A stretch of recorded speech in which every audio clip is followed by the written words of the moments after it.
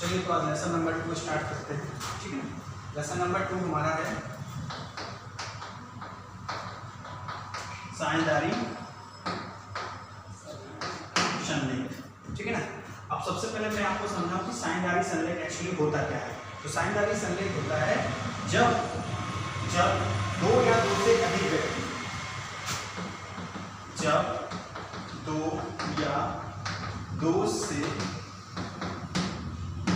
अधिक व्यक्ति मिलकर मतलब एक साथ किसी व्यापार को धन कमाने के उद्देश्य से प्रारंभ करते हैं तो उसे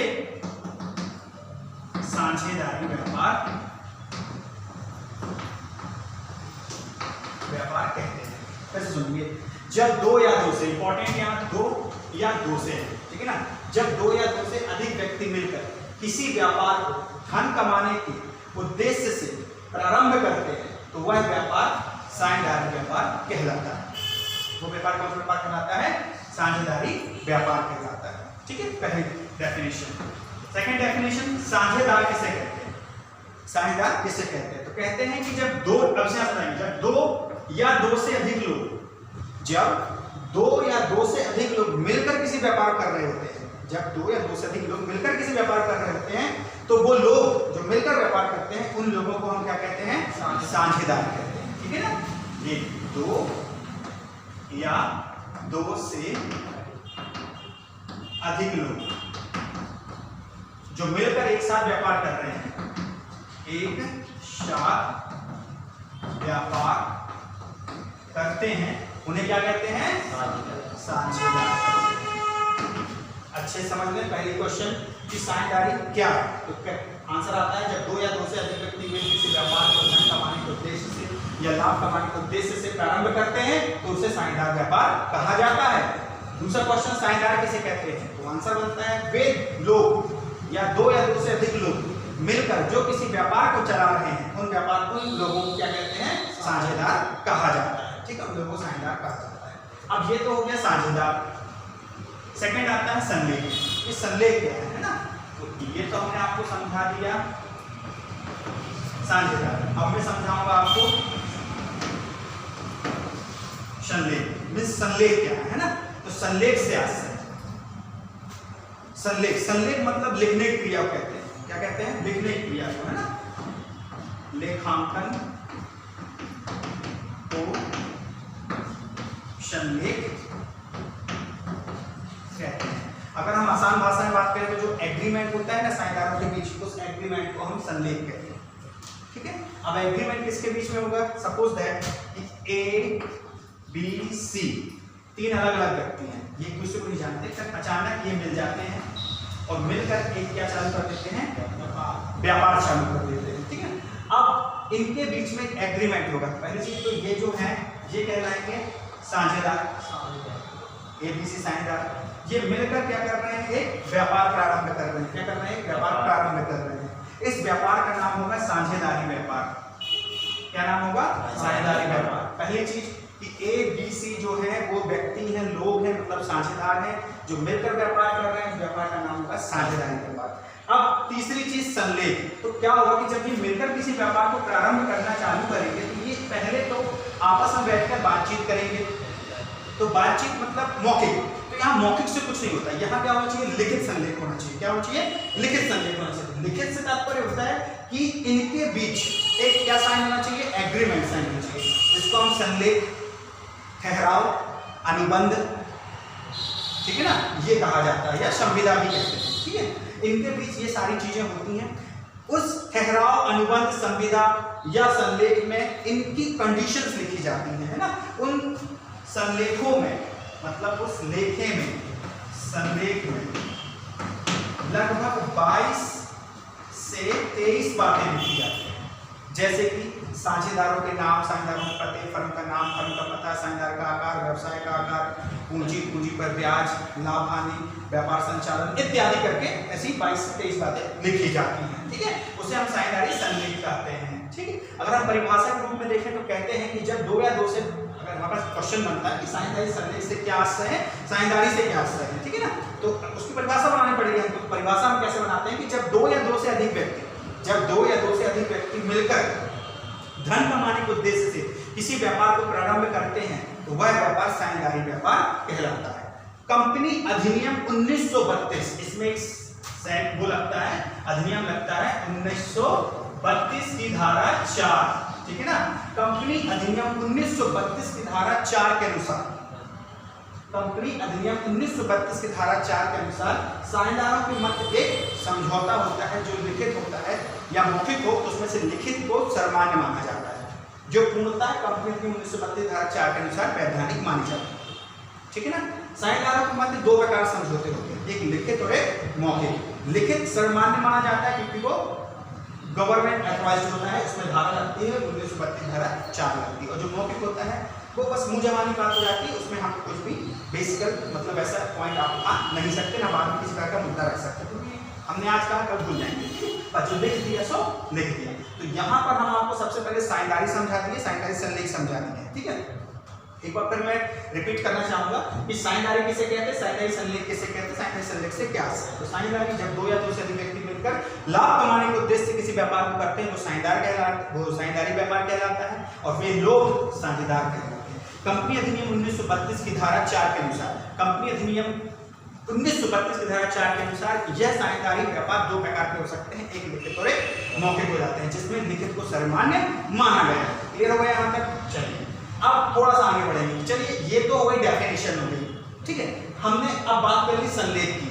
अब अगर संलेख नहीं हुआ मतलब ये एग्रीमेंट की बात हो गई, हमने किसकी बात कर ली, एग्रीमेंट की बात कर ली, साझेदारी संलेख की बात कर ली। अब विदाउट ऑफ एग्रीमेंट मतलब साझेदारी संलेख नहीं है तो तब भी कम से कम 12 से 14 बातें लिखी जाती हैं, ठीक है ना। उसमें भी अन्य बातें होती हैं जैसे कि साझेदारों की पूंजी पर ब्याज से संबंधित कि ब्याज नहीं दिया जाता, ठीक है ना, लाभ हानि को बराबर बांट दिया जाएगा। अगर किसी प्रकार का कोई साझेदार ब्याज उसके पूंजी के अतिरिक्त कोई धनराशि दे रहा है फर्म को तो उसको क्या दिया जाएगा, उस पर ब्याज दिया जाएगा 6%, ठीक है ना। किसी नए साझेदार के प्रवेश पर पुराने सभी साझेदारों की सहमति होना चाहिए, है। फर्म की समस्त संपत्ति दायित्व के सभी पुराने साझेदारों का पूरा अधिकार होता है। फर्म किसी भी निर्णय में सभी साझेदारों का सहमत होना जरूरी होता है। इत्यादि इस प्रकार से कुछ 12 से 14 बातें लिखी जाती हैं। वो होता है साझेदारी एग्रीमेंट के एब्सेंसी में, मतलब साझेदारी संविदा के अभाव में, हिंदी में बोला जाता है ना, संविदा के अभाव में, संविदा के अभाव में, ठीक है। यहां तक क्लियर हुआ। ये हमने आपको पूरा डेफिनेशन कर दिया किसका, साझेदारी का। अब इसके बाद हम चलते हैं इसके खातों की ओर कि साझेदारी में कौन कौन से खाते बनाए जाते हैं। आई होप कि समझ में आया होगा, ठीक है ना। आप लोग को भी अगर किसी प्रकार कोई कंफ्यूजन होता है, कोई क्वेश्चन होता है तो मेरे पर्सनल नंबर पे कमेंट्स करें।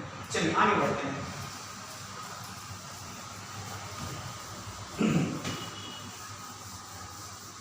हमने आपको समझा दिया साझेदारी किसे कहते हैं। अब मैं आपको बताऊंगा कि साझेदारी के अंदर खाते कौन कौन से बनते हैं। तो साझेदारी में सबसे पहले बनता है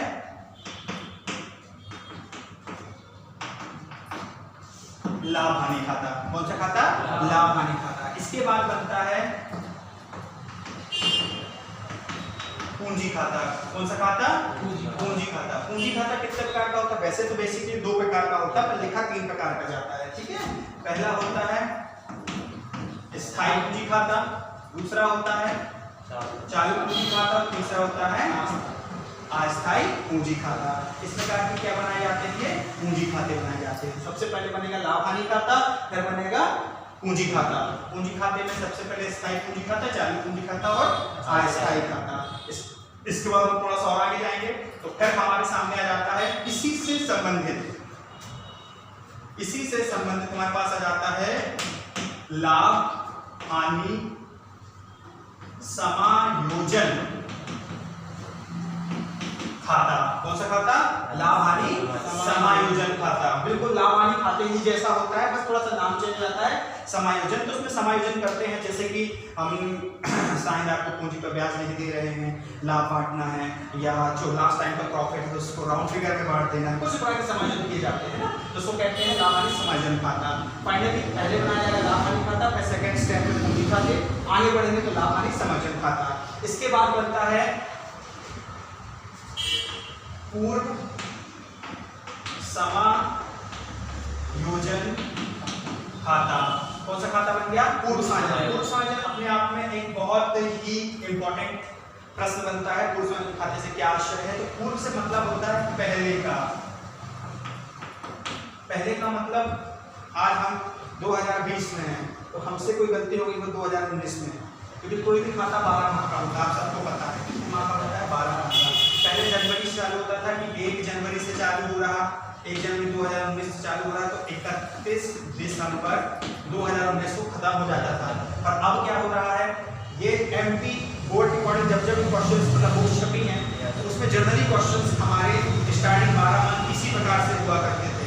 पर 2017-18 के रिकॉर्डिंग जब हमारा एमपी बोर्ड सीबीएसई में मिक्स हुआ, उस कंडीशन में बहुत से रूल्स बदल गए, जैसे कि पार्टनरशिप की संख्या, कि जो हमारे साझेदार होते हैं पहले कितने होते थे बैंकिंग में और नॉन बैंकिंग में, तो नॉन बैंकिंग में 20 होते थे, बैंकिंग में 10 होते थे, पर अब वो बैंकिंग में कितने होने लगे? 20 और नॉन बैंकिंग में 50 होने लगे, क्योंकि सीबीएसई ये बोलती है कि बैंकिंग में लगा दो 20 और नॉन बैंकिंग में कर दो 50, बिल्कुल वैसे ही। और सीबीएसई ये कहती थी कि हमारे जितने भी अकाउंट ओपन होंगे वो 1 अप्रैल से ओपन होंगे और 31 मार्च को एंड होंगे, क्योंकि 1 अप्रैल हमारा व्यवसाय ईयर के नाम से जाना जाता है। हैप्पी न्यू ईयर जो हमारा होता है वार्षिक प्रथम दिन होता है व्यवसाय का, वो 1 अप्रैल माना जाता है, जिसको हम दिवस के नाम से। तो अब हमको ज्यादातर इसी टाइप को फॉलो करना है, बिकॉज हमारा एमपी बोर्ड सीबीएसई एनसीईआरटी जहां तक सब मिक्स हो चुका है, इस चीज का विशेष ध्यान रखना है। चलिए आगे बढ़ते हैं। तो ये 12 महीने है ना, तो अभी हम चलिए फिलहाल तो हम ये डेट पकड़ लेते हैं क्योंकि हमको पूर्व समायोजन की बात करनी है। तो जैसे कि यहाँ पर आपको किसी को लाभ देना था, ब्याज देना था, वेतन देना था, कमीशन देना था, आपने सब दिया, पर इत्तेफाक से आप ब्याज भूल गए और आपने अकाउंट क्लोज कर दिया। कब? 31 दिसंबर 2019 में आपने अकाउंट क्लोज कर दिया। क्लोज तो हो गया, पर आप क्या मिस कर गए? अब जब आप नेक्स्ट ईयर ओपनिंग, इसके बाद 1 जनवरी आएगी 2020 की, जैसे ये अकाउंट ट्रांसफर होगी जनवरी 2020 में आएगा, तो आप देखोगे अरे यार हमसे क्या हो गया, गलती हो गया, और गलती ये हो गया कि हमने ब्याज मिस कर दिया।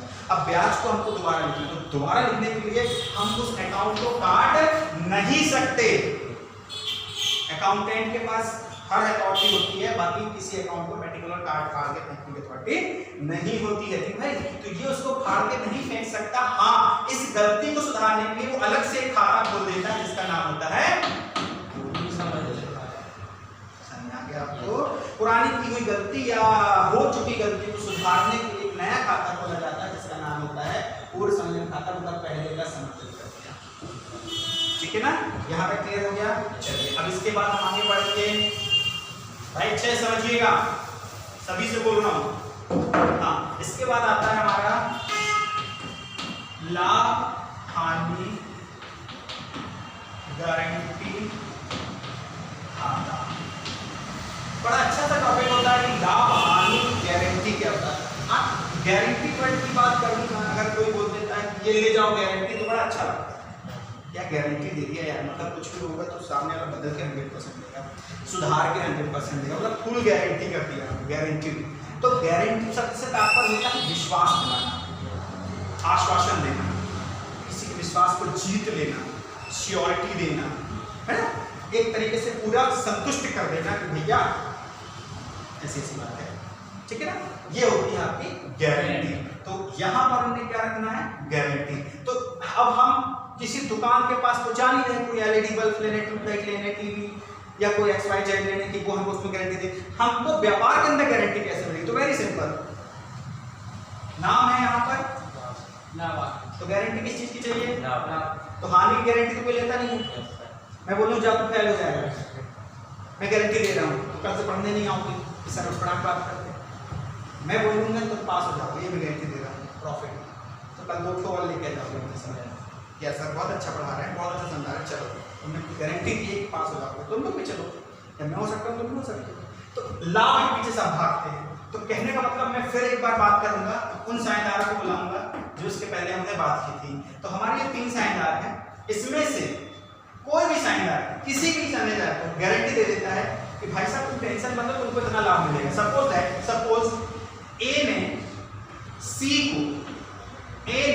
को ये गारंटी दी कि तुमको लाभ में कितना मिलेगा, 5,000 रुपये तुमको लाभ मिलेगा। किसने किसको गारंटी दी? बी ने किसी को दी, उसका जितना लाभ होगा वो अपना लेके किनारे हो जाएगा। कहां पर लाभ मानी गारंटी का। अब बात फंसेगी सिर्फ ए और सी के बीच में। सी इंतजार करेगा वर्ष के अंत में बनने वाले लाभ हानि खाते को। जैसे ही खाता बनेगा तो वो सबसे पहले फोकस करेगा किस पे? 5,000 पे।